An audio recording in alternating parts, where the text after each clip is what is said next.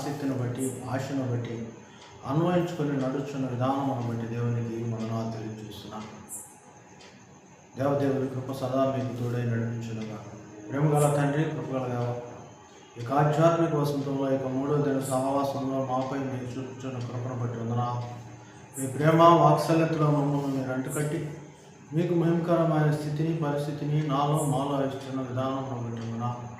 ఫలించు బిడ్డలుగా సాక్షార్థమైన జీవితంతో అనేకులను మీ ఎద్దుకు నడిపించుటకు శిలువ శ్రమ నాయన మీరు మా కొరకు ఏ విధంగా వహించారో మీ కొరకు శారీరక కార్యములను మేము బంధించి మీ మరణ పునరుద్ధానంలో పాలిభాగస్థులమైన నాయన పునరుద్ధానుడైన మిమ్మల్ని ఆశ్రయించి మీ ఫలములను కృపను మాకు అనుగ్రహించమని, వాక్కు ద్వారా మీరు మాతో మాట్లాడమని, మీ రూపమునకు మీ యొక్క రాజ్యమునకు మమ్మల్ని వారసులు చేయమని యేసునామమున నడుచున్నాము తండ్రి.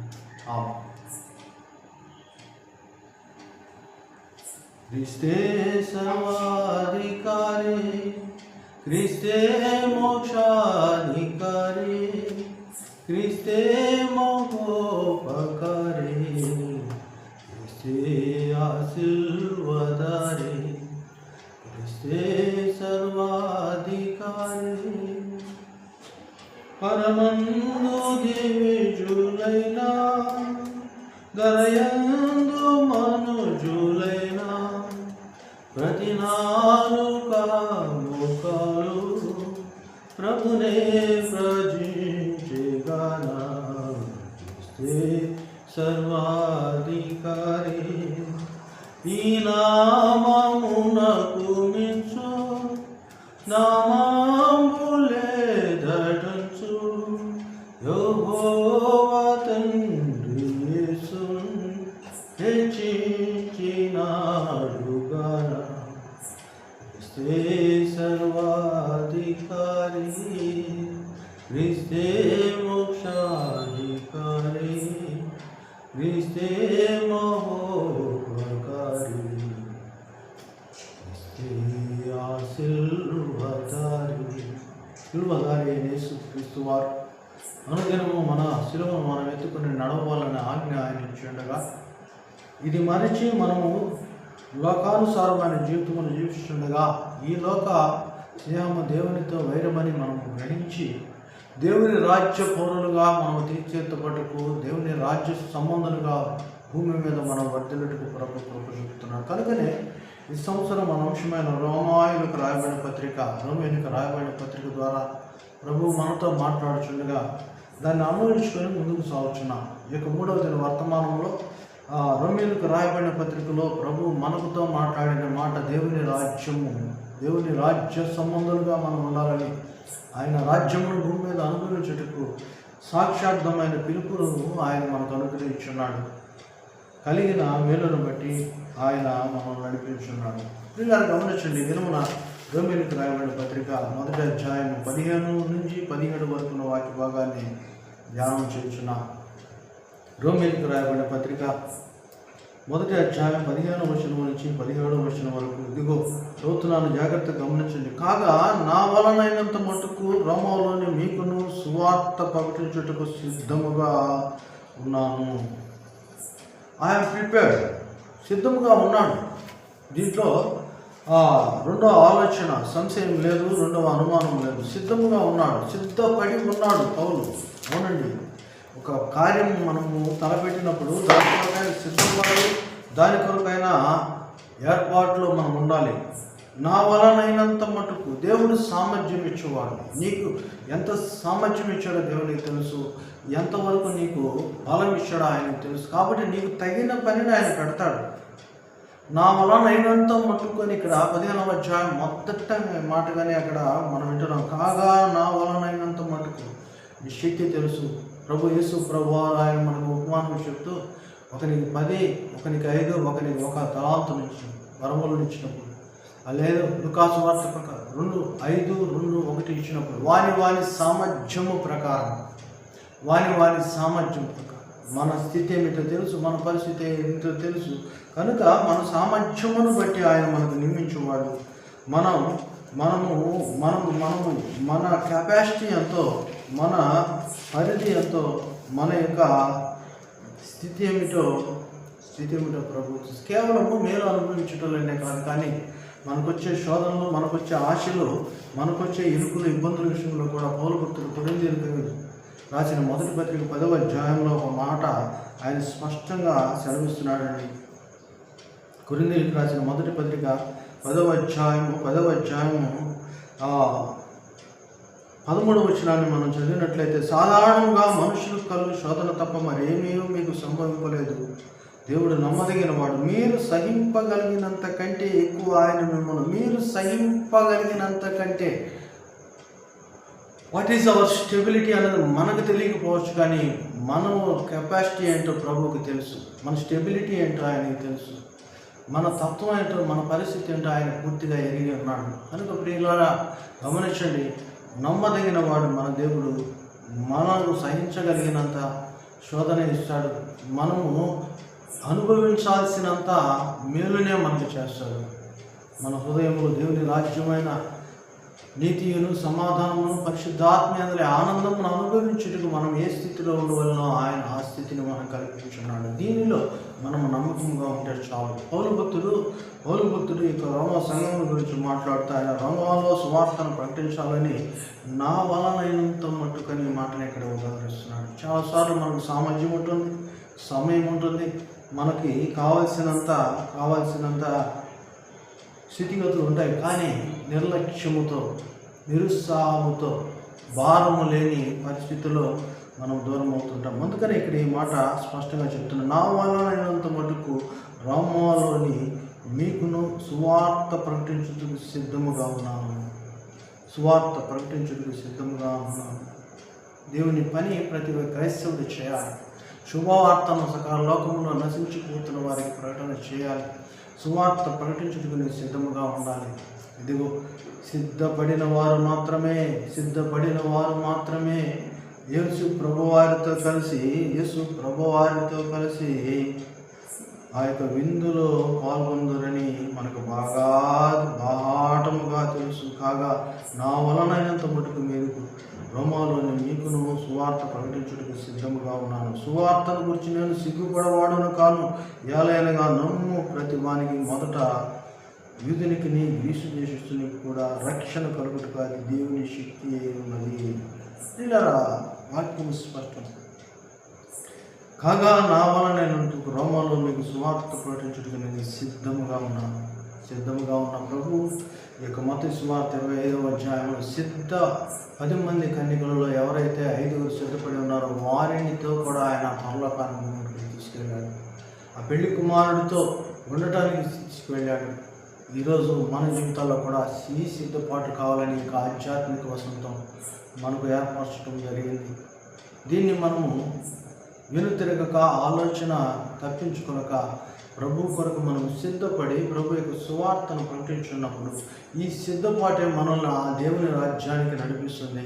దేవుని రాజ్యం వారసులుగా మనం నిలబెడుతుంది. దీని గురించి మనం సిగ్గుపడాల్సిన పని లేదు. ఈ రోజుల్లో ఆ క్రైస్తవులను చెప్పుకోవటానికి, మేము క్రీస్తుని అనుసరించి నడుచుకునేవాళ్ళని చెప్పుకోవటానికి చాలామందికి ధైర్యం లేదు. ఏలయనగా వారు అబద్ధికులు, సత్యవాదులు కానే కాదు. వాళ్ళు ఇహలోకమును ప్రేమించి, ఇహలోకమును ప్రేమించి, యేసు ప్రభువారు కూడా 40 దినములు ఉపవాసం ఉన్నప్పుడు మీకు మొదటి దినమును నేను చూపించాను. వారు లూకా సువార్త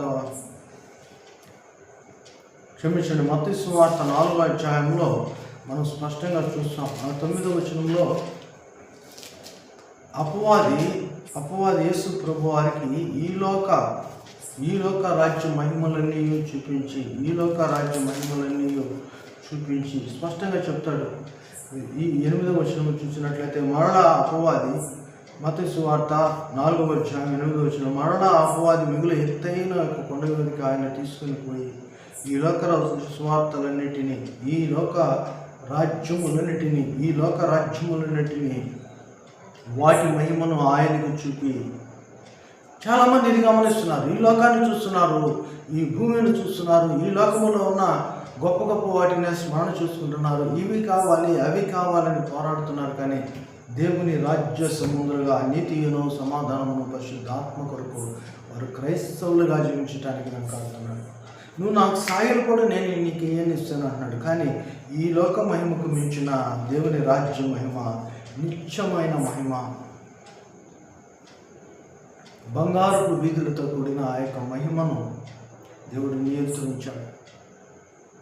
కనుకనే పౌలభక్తుడు రోమీయులకు రాస్తున్నాడు, జ్ఞానవంతులు ధనవంతులు అన్నిటిలో ముందున్న వారు ఆదర్శప్రాయంగా జీవించవలసిన వారి దారి తప్పిన యొక్క రోమీయులకు ఆయన వారిని సరిచేస్తూ వారిని మరలా సువార్తను ప్రకటిస్తూ, ఇదిగో దేవుని రాజ్యము భోజనము పానము కాదు, కానీ నీతిను సమాధానమును పరిశుద్ధాత్మయందలి ఆనందమని ఆయన తెలియచేస్తూ వారికి సువార్తను చెప్పుటకు నేను సిగ్గుపడని వాడను కాను, నేను సిద్ధపడి ఉన్నానంటున్నాను. చాలాసార్లు మనము క్రీస్తుని గురించి చెప్పాలంటే సిగ్గుపడతామండి. ఆ సిగ్గు పడకుండా ప్రభువుని గురించి చెప్పాలనే, ప్రభువుకు సాక్షులుగా ఉండాలనే ప్రభువు మనల్ని ముద్రించి ఉన్నాడు. చూడండి, కొరింథీయులకు రాసిన మొదటి పత్రిక, అపోస్తులైన పౌలు గారు కొరింథీయులకు రాసిన ఆ మొదటి పత్రిక 9వ అధ్యాయాన్ని మనం గమనించినట్లయితే స్పష్టమైన మాటను మనం అక్కడ చూడగలం. ఇదే పౌలు గారు రోమీయులకు ఎలా పత్రిక రాశాడో అలానే కొరింథీలో ఉన్న సంఘాలకు ఆయన పత్రిక రాస్తూ, కొరింథీయులకు రాసిన మొదటి పత్రిక 9వ అధ్యాయము 11వ వచనాన్ని చూసినట్లయితే, మీ కొరకు ఆత్మ సంబంధమైనవి మేము విత్తబడి ఉండగా మీ వలన శరీర సంబంధమైన ఫలములు కోసుకొనుట గొప్ప కార్యమా? ఆత్మకును శరీరముకు ఎప్పుడు పోరాటం జరుగుతూనే ఉంది. ఇదిగో ఆత్మ సంబంధమైన విత్తం, ఇప్పుడు శరీర సంబంధమైన చూస్తున్నామని చెప్తున్నాను. అంటే వీళ్ళలో సత్యం ఉన్నదంటే సత్యము లేదు, వీళ్ళు సిద్ధపడ్డారంటే సిద్ధపాటు లేదు. అలా చెప్పుకుంటూ వచ్చి కింద 16వ వచనానికి వచ్చినట్లయితే, కొరింథీ మొదటి పత్రిక 9వ అధ్యాయం 16వ వచనం, నేను సువార్తను ప్రకటించుచున్నాను, నాకు అతిశయ కారణము లేదు. ఇది నా గొప్పతనం కాదు, నేను సువార్తను ప్రకటించుచున్నాను. సువార్త ప్రకటించడం నా గొప్పతనం కాదు, సువార్త నా మాట కాదు, దేవుని యేసయ్య రక్షకుడిని గురించి రక్షణ వార్త, సిలువదారి యేసుక్రీస్తు, మరణ పునరుద్ధానాలను మన కొరకు అనుభవించిన యేసుక్రీస్తు వారి యొక్క రక్షణ వార్త. దీని గురించి నేను సిగ్గుపాడువాడను కాను, దీని గురించి నాకు అతిశయం అంటూ ఏమీ లేదని చెప్తున్నాడు. రోమీయులకు రాయబడిన పత్రికలో, ఇదిగో నేను సిగ్గుపడని వాడను, నాకు సిగ్గుపడాల్సిన అవసరం లేదు. ఎలాగనగా మరణపు అంచులలో ఉన్న నన్ను, మరణ పాశంలో ఉన్న నన్ను యేసు ప్రభువారు సిగ్గు పడకుండా నా కొరకు ఆయన శ్రమను అనుభవించాడు, శిలువను భరించాడు, మరణాన్ని ధరించాడు, పునరుద్ధానుడై ఆయన అధికారి అయి ఈరోజు నన్ను జీవింపచేశాడని సువార్తను ఆయన అనేకులు చెబుతున్నాడు. ఈరోజు ఆత్మఫలమైన ఈ ఫలము నీలో లేకపోతే నీలో తప్పనిసరిగా సిగ్గుంటుంది. వీళ్ళని గమనించండి, ఆదాము దేవుని మాట విన్నంత కాలము ఆదాము సిగ్గుపడే పరిస్థితి లేదు. ఎప్పుడైతే ఆదాము దేవుని యొక్క మాట వినక ఆయన తినవద్దు అని చెప్పించినా, ఇదిగో ఏదైతే నువ్వు ముట్టకూడదన్నాడో, ఏదైతే నువ్వు తినవద్దన్నాడో, దేని దగ్గరికి అయితే నువ్వు వెళ్ళొద్దన్నాడో, ఆ వెళ్ళిన ఆ తత్వము, ఆ నడవడిని బట్టి ఇదిగో ఆయన తనకై తాను దిగంబరిని తెలుసుకుంటున్నాడు. ఇదిగో సిగ్గుపడటం మొదలుపెట్టాడు. ఈరోజు మనము కూడా దేవుని మాట వినకపోతేనే, మనలో సిద్ధపాటు లేకపోతేనే సిగ్గుపడుతున్నాం. కానీ ప్రభువు వలన ఎవరూ సిగ్గుపడవలసిన అవసరం లేదు. మళ్ళా చెప్తున్నాను, ప్రభు నిన్ను ఆయన రాజ్య పౌరునిగా, ఆయన రాజ్య పౌరసత్వముతో నిన్ను బలపరుచుచున్న దేని కొరకై అంటే నీలో ఈ యొక్క ఆత్మ ఫలం ఉండాలని, ప్రభు యొక్క బిడ్డగా నువ్వు కొనసాగాలని. కనుకనే సిద్ధపడిన వారికి సిగ్గు లేదు. సువార్తను గురించి నువ్వు అతిశయపడవలసిన అవసరం కూడా లేదు. సిద్ధపడకపోతే సిగ్గుంటుంది, పాపం చేస్తే సిగ్గుంటుంది, తప్పు చేస్తే నీకు సిగ్గుంటుంది, అవమానం కూడా ఉంటుంది. ఇవి కాకుండా చాలాసార్లు నువ్వు అతిశయిస్తున్నావు. ఈ అతిశయం కూడా పనికిరాదు అన్నాడు. ఎలాగనగా ఏ మానవుడు ఎదుటివాని కొరకు, ఏ సహోదరుడు ఆయన సహోదరుని కొరకు, ఏ మనుష్యుడు తన ఎదుటివారి కొరకు వారు మరణించలేదు, మరణాన్ని గెలిచి నిలవలేదు. కేవలం యేసు ప్రభు వారు మాత్రమే మన కొరకు మరణించాడు. ఆయనను గురించి చెప్పబడిన మాట మాత్రమే సువార్త.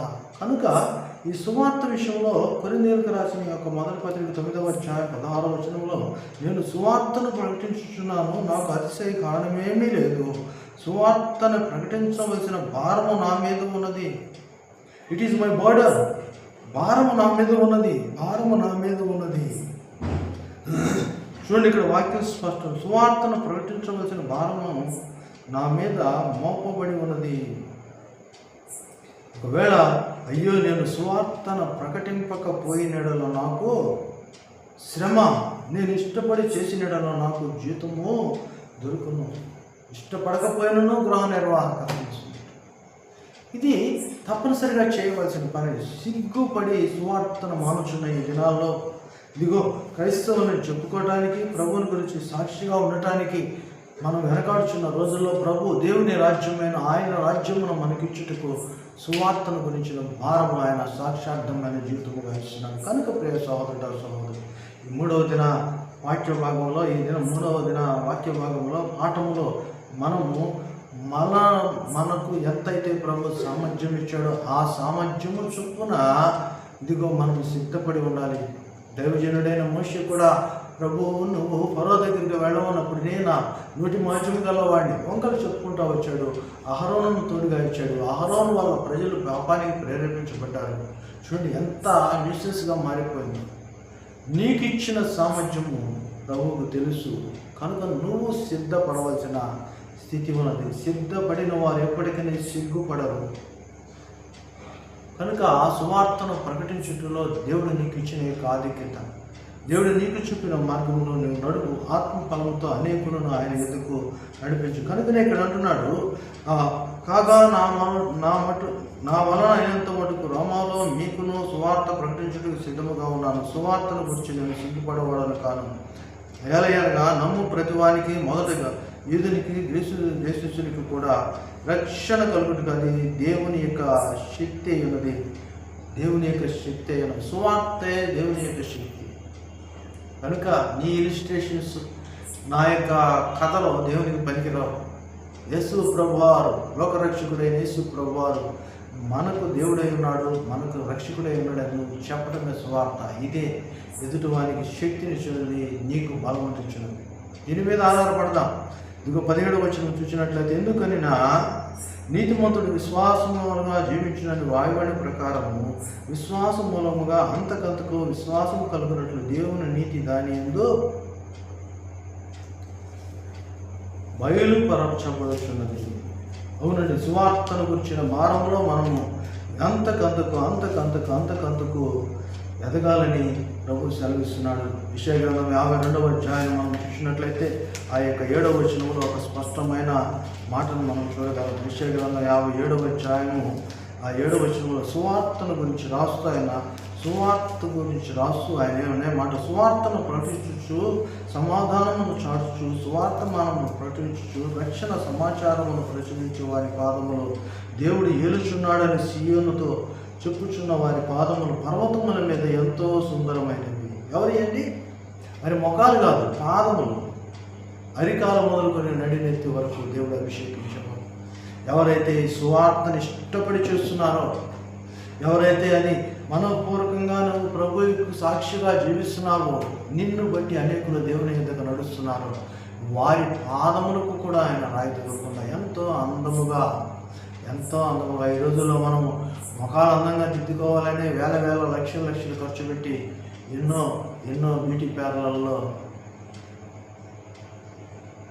సమయమును ధనమును వెచ్చిస్తున్నారు. కానీ దేవుని కోసం నీవు ఏ సమయమును వెచ్చించావు, ఎంత ధనమును వెచ్చించావు ఆలోచించు.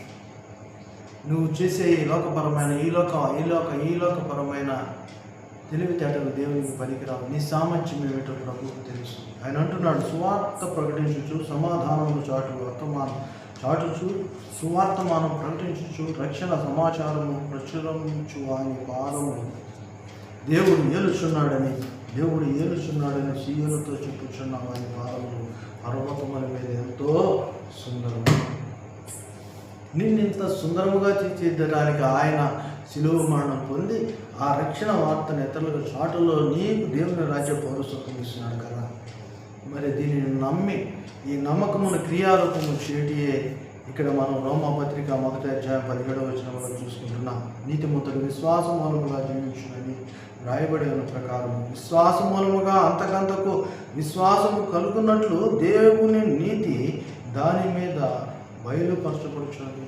అవునండి, విశ్వాసులకు దేవుడు చదివించే మాట. నీకై నువ్వు విశ్వాసం అనుకుంటున్నావేమో, కానీ ఆ హబక్కూకు 2:4 చూసినట్లయితే విశ్వాసము విశ్వాసము విశ్వాసము క్రియల మూలమైనదని మనకు తెలుసు. యోహాను సువార్త 3:36 గలతీ పత్రిక 3:11 ఫిలిప్పీ 3:9 ఫిబ్రవరికి రాయబడిన పత్రిక 10:38 ఈ విశ్వాసము గురించి, విశ్వాసము లేకుండా జీవిస్తే క్రియలు లేని విశ్వాసము మృతమని యాకోబు స్పష్టంగా సెలవిస్తున్నాడు. కనుక ఈ మృతమైన స్థితిలో నుంచి నువ్వు దేవుని రాజ్య సంబంధిగా ఆత్మ ఫలము ఫలించుటకు ఈ యొక్క సంవత్సరం లెంట్ ఎంతో ఆదర్శప్రాయమైనది, అనుకూలమైనదని గ్రహించాలి.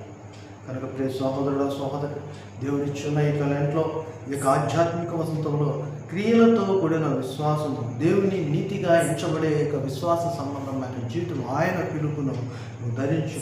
ఈ 3వ దిన వర్తమానంలో ప్రభువు కొరకు నువ్వు సిద్ధపడు. నీ శక్తి సామర్థ్యములు ప్రభువుకు తెలుసు, ఇచ్చిన వాడు ఆయన కనుక ఇక్కడ పౌలు భక్తుడు అంటున్నాడు, నా వాడునైనంత మటుకు నేను సిద్ధంగా ఉన్నాను, నేను సిగ్గుపడేవాడును కాను, విశ్వాస మూలముగానే అనగా నీతివంతమైన జీవితాన్ని జీవిస్తున్నాను. కనుక నేను దేవుని రాజ్య పౌరుని. దేవుని రాజ్యము అనే నీతియు సమాధానము పరిశుద్ధాత్మ యందలి ఆనందము నేను అనుభవించగలుగుతున్నాను. నన్ను చూడండి ప్రభువుని వెంబడించడానికి పౌరు భక్తులు సాక్ష్యం ఇస్తున్నాను. ఈరోజు నీ జీవితంలో కూడా ఈ పరిశుద్ధాత్మ యందలి ఆనందం లేకపోవడానికి కారణం ఏమిటంటే నీతిరాజు అయిన యేసురాజును నువ్వు అంగీకరించావు కానీ దూరంగా ఉంటున్నావు, సిగ్గుపడుతున్నావు, బలము లేదనుకుంటున్నావు, బలహీనుడు అనుకుంటున్నావు. కానీ ఇదే మిక్కిలి అనుకూల సమయం. ఈ యొక్క ఆధ్యాత్మిక వసంతాన్ని లెంటిని సద్వినియోగం చేసుకో. నిన్ను నువ్వు ప్రభు చేతికి అప్పగించుకో. ప్రభు కృప నీకు తోడై నడిపించుండగా ప్రభువులో వద్ద ప్రభు నీకు మేలును ఆశీర్వాదమును ఐశ్వర్యమును నెమ్మదిని కలుగు చేయగాక. నీ కొరకు ప్రార్థన చేస్తున్నాను. నువ్వు కూడా ప్రార్థనాపూర్వకంగా తీర్మానం తీసుకో. ప్రభు యొక్క అడుగు జాడున ముందుకు సాగు. ప్రభు కృప నీకు తోడై నడిపించునుగాక. ప్రేమగల తండ్రి, కృపగల ఆధ్యాత్మిక వసంతంలో గెలిచిన ఇక 3వ దిన వర్తమానంలో మా సామర్థ్యం ఏమిటో మీరు ఎరిగి ఉన్నారు, మా సిద్ధపాటు ఏంటో మేము ఎరిగి ఉన్నారు. కానీ నాయన మేము వంకలు చెప్పుకుంటూ సిద్ధపడకుండా సామర్థ్యం లేకుండా సిగ్గుపడుతున్నాం. క్షమించమని వేడుకుంటున్నాం.